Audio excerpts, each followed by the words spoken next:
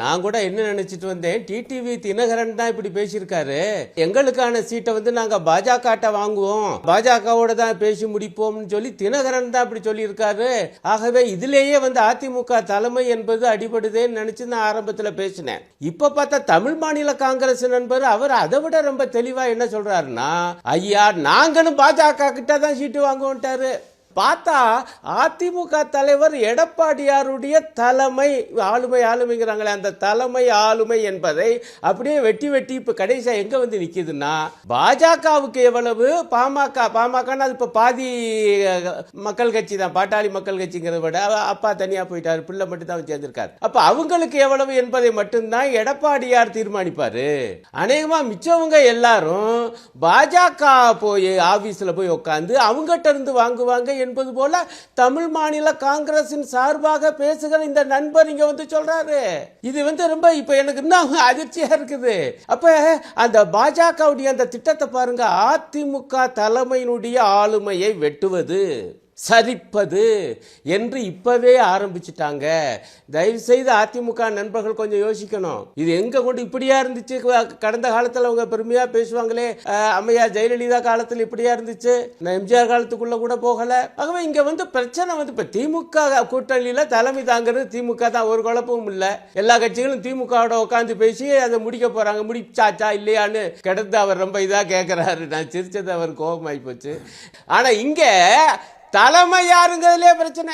அதிமுகவா பாஜக? இப்ப பாதி ஆகி போச்சு. பாதிக்கு தாயா அதிமுக தலைமை, மீதிக்கு எல்லாம் பாஜக தான் தலைமை என்று தமாக காரர் வந்து சொல்றாருன்னா, இது இன்னும் ஒரே ஒரு கொடுமை. தமாக நண்பர் இங்க இருக்கிறதுனால பாருங்க, அவர் எவ்வளவு உற்சாகமா நாங்க பாஜகவோடு தான் பேசுவோம், பாஜக தான் எங்களுக்கு சீட்டு தருவோம்னு சொல்லுகிற கட்சியினுடைய பெயர் தமிழ் மாநில காங்கிரஸ். காங்கிரஸ் என்பது பாஜகவினுடைய வந்து சித்தாந்த ரீதியாக எதிரி இயக்கம் அல்லவா? ஜி.கே. மூப்பனார் ஐயா அவர்கள் பாஜகவை எப்படி சொல்லுவாரு? அது வகுப்புவாத கட்சி, மதவெறி கட்சி, அதனோடு எங்களுக்கு ஒட்டுமில்லை உறவுமில்லை என்று சொல்லுவாரே.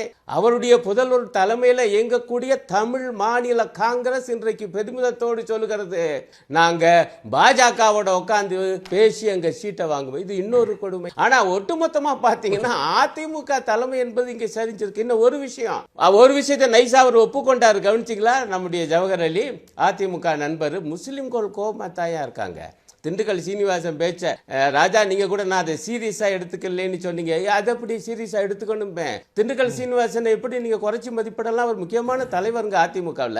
அவர் மக்களை பார்த்து சொல்றாரு. இன்னும் செவியில ஒலிக்க நான் கேட்டேன், அவங்க உள் மனசுல இருக்கிறது அப்படியே பளிச்சுன்னு வருது. மக்களை பார்த்து சொல்றாரு, மக்களே நீங்க வந்து மோடியை பார்த்து எங்களுக்கு ஓட்டு போடாம விட்டுறாதீங்க தாயே அப்படின்னு கேட்டா என்னங்க அர்த்தம்?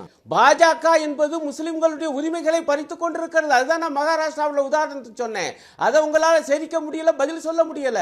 ஆகவே நீங்க எங்கேயோ சிவாஜி கிருஷ்ணமூர்த்தி அந்த பேச்சை என்னால எப்படி ஏற்க முடியும்? உங்களுக்கு தெரியும், உங்க மனச்சாட்சியை தொட்டு சொல்லுங்கள், எந்த அளவுக்கு நாங்க வந்து சிறுபான்மையுடைய உரிமைக்காக மார்க்சிஸ்ட் கம்யூனிஸ்ட் கட்சி இன்றைக்கு போராடி கொண்டிருக்கிறது பாஜகவை எதிர்த்து இந்தியா முழுக்க என்பது உங்களுக்கே தெரியும். ஆனா இங்க நீங்க பேச மாட்டீங்க. இருக்கட்டும், பாஜக என்பது எந்த அளவுக்கு தமிழ்நாடு மக்கள் மத்தியில் தனிமைப்பட்டு போயிருக்கு. ஆகவே மோடியை நினைச்சு எங்களுக்கு போடாம விட்டுறாதங்கய்யா ஓட்டு என்று உங்க தலைவர், மிக முக்கியமான தலைவர் எடப்பாடியாருக்கு அடுத்த வரிசையில் இருக்கக்கூடிய தலைவர்களில் ஒருவர் பேசினாரு. அதை சுட்டி காண்பிச்சா நீங்க எப்படி?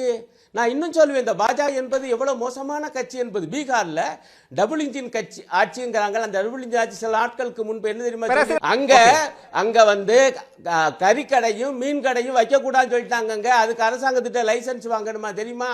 அப்படி என்றால் மாமிச உணவு உண்ணுகிற இந்துக்களுக்கும் எதிரான கட்சி பாஜக. அதை சொல்ல வர்றேன்.